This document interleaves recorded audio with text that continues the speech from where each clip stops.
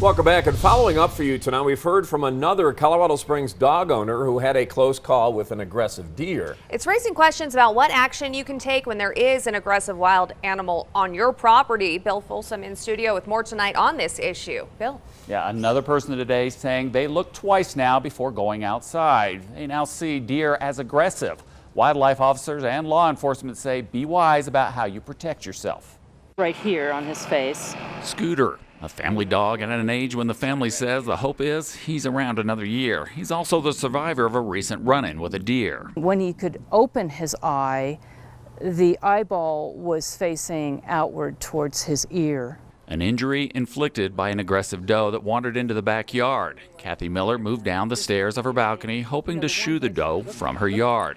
The senior dog cautiously stayed behind. He reluctantly followed me after a while, and he came out from behind me to about 5 to 7 foot out to my side when the doe turned and ran at him, reared up, and struck him in the face. She also felt threatened and now keeps a rake outside as a source for defense. There were no fawns in the yard, but Miller has since seen the doe with fawns on a trail below her house.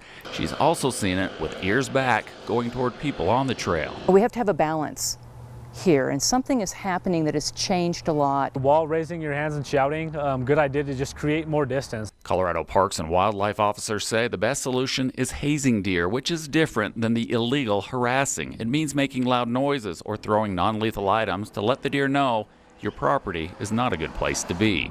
Some wonder if they can shoot a wild animal. The rules for use say if your life is threatened.